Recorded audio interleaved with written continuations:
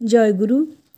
26শে December 2024 বৃহস্পতিবার সফলা একাদশী ব্রত।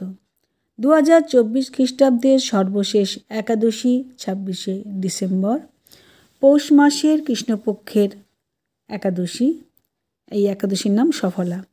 ব্রহ্মাণ্ড পুরাণে যুধিষ্ঠির শ্রীকৃষ্ণ সংবাদে এই তিথির মাহাত্ম্য বর্ণনা করা হয়েছে। আজকে আমরা সেই মাহাত্ম্য কথা শ্রবণ করব।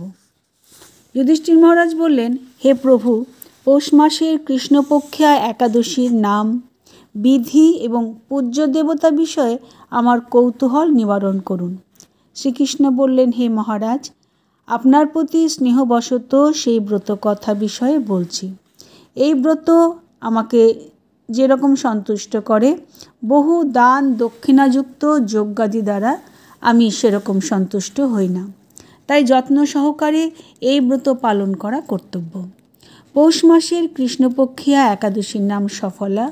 নাগদের মধ্যে যেমন শেষ নাগ, পক্ষীদের মধ্যে গরুড়, মানুষের মধ্যে ব্রাহ্মণ, দেবতাদের মধ্যে নারায়ণ সর্বশ্রেষ্ঠ, তেমনি সকল ব্রতের মধ্যে একাদশী ব্রতই সর্বশ্রেষ্ঠ। হে মহারাজ, যারা এই ব্রত পালন করেন তারা আমার অত্যন্ত প্রিয়। তাদের এ জগতে ধন লাভ ও পরজগতে মুক্তি লাভ হয়। হাজার হাজার বছর তপস্যায় যে ফল লাভ হয় না, একমাত্র সফলা একাদশীতে রাত্রি জাগরণের ফলে তা অনায়াসে প্রাপ্ত হওয়া যায়। মহিষ্মত নামে এক রাজা প্রসিদ্ধ চম্পাবতী নগরে বাস করতেন। রাজার 4 জন পুত্র ছিল, কিন্তু তার জ্যেষ্ঠ পুত্র লুম্ভক সর্বদা পরস্ত্রী গমন, মদ্যপান প্রভৃতি অসৎ কার্যে রত ছিল। সে সর্বক্ষণ ব্রাহ্মণ, বৈষ্ণব ও দেবতাদের নিন্দে করত।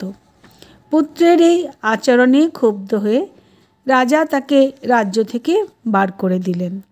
স্ত্রী, পুত্র, পিতামাতা, আত্মীয় স্বজন পরিত্যক্ত হয়ে সে এক গভীর বনে প্রবেশ করল। সেখানে কখনো জীব হত্যা, আবার কখনো চুরি করে জীবন ধারণ করতে লাগলো। কিছুদিন পরে একদিন সে নগরে প্রহরীদের কাছে ধরা পড়ল, কিন্তু রাজপুত্র বলে সেই অপরাধ থেকে সে মুক্তি পেল। পুনরায় সে বনে ফিরে গিয়ে জীব হত্যা ও ফলমূল আহার করে দিন যাপন করতে লাগল। ওই বনে বহু বছরের পুরনো একটি বিশাল অশ্বত্থ বৃক্ষ ছিল। সেখানে ভগবান শ্রী বাসুদেব বিরাজমান বলে বৃক্ষটি দেবত্বপ্রাপ্ত হয়েছে। সেই বৃক্ষতলে পাপ বুদ্ধি লুম্ভক বাস করত। বহুদিন পর তার পূর্বজন্মের কোনো পুণ্য ফলে সে পৌষ মাসের দশমী দিনে কেবল ফল আহারে দিন অতিবাহিত করল। কিন্তু রাত্রিতে অসহ্য শীতের প্রকোপে সে মৃতপ্রায় হয়ে রাত্রি যাপন করল। পরদিন সূর্যোদয় হলেও সে অচেতন হয়ে পড়ে রইল। দুপুরের দিকে তার চেতনা ফিরল। ক্ষুধা নিবারণের জন্য সে অতি কষ্টে কিছু ফল সংগ্রহ করল। তারপর সেই বৃক্ষতলে এসে পুনরায় বিশ্রাম করতে থাকল। রাত্রিতে খাদ্যাভাবে সে ক্রমশ দুর্বল হয়ে পড়ল। সে প্রাণ রক্ষার্থে ঈশ্বরের উদ্দেশ্যে ফলগুলি নিয়ে, হে ভগবান, আমার কি গতি হবে বলে অশ্রুপাত করতে করতে সেই বৃক্ষমূলে, হে লক্ষ্মীপতি নারায়ণ, আপনি প্রসন্ন হন বলে নিবেদন করল। এইভাবে সে অনাহারে ও অনিদ্রায় সেই রাত্রি যাপন করল। ভগবান নারায়ণ সেই পাপী লুম্ভকের রাত্রি জাগরণকে একাদশীর জাগরণ এবং ফল অর্পণকে পূজা বলে গ্রহণ করলেন। এভাবে অজ্ঞাতসারে লুম্ভকের সফলা একাদশী ব্রত পালন হয়ে গেল। প্রাতকালে আকাশে দৈববাণী হলো, হে পুত্র, তুমি সফলা ব্রতের পুণ্য প্রভাবে রাজ্যপ্রাপ্ত হবে। সেই দৈববাণী শোনামাত্র লুম্ভক দিব্য রূপ লাভ করল। তার পাপ বুদ্ধি দূর হলো। সে পুনরায় নিষ্কণ্টক রাজ্য লাভ করল।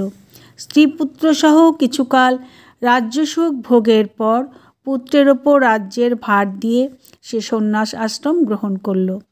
অবশেষে মৃত্যুকালে সে অশোক অভয় ভগবানের কাছে ফিরে গেল। হে মহারাজ, এভাবে সফলা একাদশী যিনি পালন করেন তিনি জাগতিক সুখ ও পরে মুক্তি লাভ করেন। এই ব্রতে যারা শ্রদ্ধাশীল তারাই ধন্য, তাদের জন্ম সার্থক, এতে কোনো সন্দেহ নেই। এই ব্রত পাঠ ও শ্রবণে মানুষের রাজস্ব যজ্ঞের ফল লাভ হয়। জয় গুরু, জয় গুরু, জয় গুরু। এতক্ষণ আমরা সফলা একাদশীর মাহাত্ম্য কথা শ্রবণ করলাম। জয় গুরু।